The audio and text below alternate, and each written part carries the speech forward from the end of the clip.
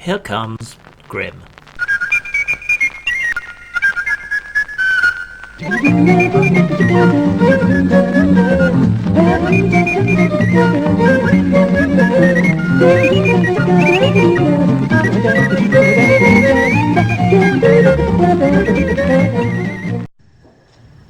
James O'Brien is a radio broadcaster here in the UK. Yeah, we still have those.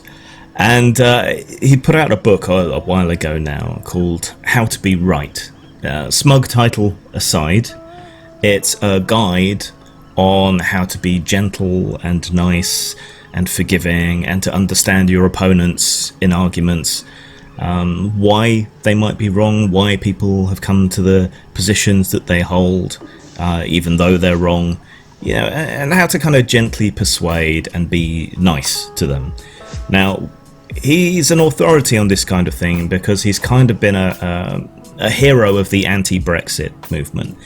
He has this radio show. Quite often, ardent Brexiteers will call in with what they think is some kind of gotcha, and he gently but rapidly tends to kind of dismantle them and demonstrate that the emperor has no clothes. Now, whatever side of the Brexit argument you're on, O'Brien is a laudable figure, I think, in all this. He's trying to take heat out of the argument, trying to remove extremism, trying to understand the other point of view, to be forgiving, to not see them as the enemy, but as people who are mistaken. And this is all rather laudable, but there's an element missing from all of that, which is the art of being wrong.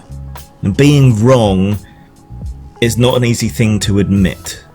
Human psychology makes us, never want to be wrong. It makes us want to be sure in our opinions. And it can shake our worldview when we turn out to be wrong about something, and that can feel dangerous and unsettling. And then there's a social aspect to all this as well. We tend to punish people who are wrong and people who admit that they're wrong. In politics, have you heard the term flip-flopper or a U-turn? Famously, Margaret Thatcher, the lady was not for turning, but maybe she should have been. But we punish people for being wrong. We treat them badly for admitting that they were wrong. But isn't that weird? If someone, in the light of new information, revises and updates their position and changes it to be more in line with what appears to be reality, surely this is laudable. It's something that's good. So why do we socially punish people for changing their mind? It doesn't really make sense.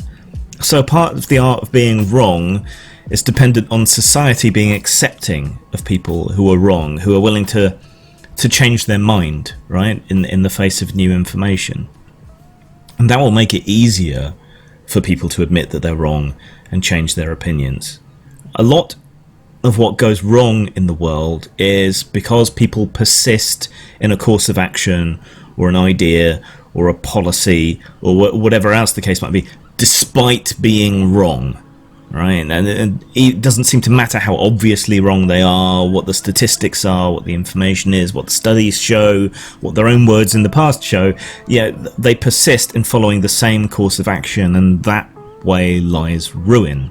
I mean, the problem in so much of the world is faith. I mean faith in the sense of belief without evidence, or sticking to a particular point of view in contravention of evidence. You see this most commonly in religion, where faith is somehow considered a virtue, and it's what renders faith practically incapable of changing and adapting with the times without violence, obviously. But to move away from religion, consider political ideology. Marxism is pretty much a failed ideology. It still has some use as analysis and so on, but every time Marxist governments try to get put into place, it all goes horribly wrong in the state of Marxist socialism. But you present these facts to people, how it's always gone wrong, and they will always say, oh, that's not proper Marxism. I'm choosing my words carefully here, because if you're a regular on the channel, you know I like to argue the toss about socialism, so let's stick to Marxism specifically. So you present them with this, oh, that's not real Marxism. oh, that's state capitalism, whatever else it might be. Well, even if that's true, right, something has gone wrong in the attempt to get to a Marxist state, and this happens all the time, and it tends to happen in exactly the same way over and over again. But this ideology has become an article of faith. It's never the fault of the ideology, it's the fault of something else, external interference, whatever else it might be. There is an inability to admit mistakes. And the same happens with any ideology. You can look at laissez-faire capitalism, libertarianism, you can look at anything. You know, there are failures galore under every ideological or economic system you care to name, but people become so utterly bound into it and so incapable of admitting that they're wrong. That's where it goes wrong. So we will all benefit from the ability to admit when we're wrong, and from society being more accepting to the idea that we're wrong. Yet doubt is what drives it all, right? Now, I've described aspects of my depression as being like a superpower, and that main superpower is doubt and introspection. Any position that I have adopted, I have doubted, I have catastrophized, I have examined and attacked from every angle I could think of. Sure, there's always more angles, right? But that's why when I adopt a position, I am so certain of it, right? Because I have doubted. And when I receive new arguments or new information that I haven't anticipated or already examined, I do go away and I re-examine my ideas, because this self-hatred, self-loathing, this deep sadness lends itself to introspection and thought and doubt of oneself. And that's actually a good thing, to doubt. And it's not in the moment that you ever change someone's mind. It's not in the moment necessarily that my mind has ever been changed about anything. That kind of eureka, road to Damascus moment of oh my god, I was wrong, it doesn't normally happen during the argument, in the moment. It happens later. Seeds of doubt are planted and grow, and that's when your position changes. So you shouldn't go into these arguments face to face expecting anyone that you're arguing with to change their mind. They're there to put the case for their idea and to try and change your mind. It's the audience. It's the other people around hearing the argument that might have their minds changed. The people who aren't massively emotionally invested in one side or the other. Yeah, it's them that might be persuaded, or it's you that might be persuaded, or it's them that might be persuaded, but later on, right? That's when you might change your mind, when you're not conceding something to someone else, when you're not limiting your own power and authority.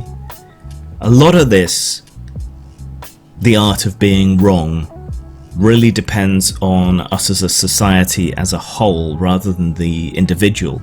And the individual should doubt. The individual should never be sure 100% of anything, and they should always examine and re-examine and re-argue their own ideas with themselves constantly. God knows I do, though it gets tedious, right? That's a lot of effort, but still. The rest of it is largely contingent on the societal context in which we find ourselves.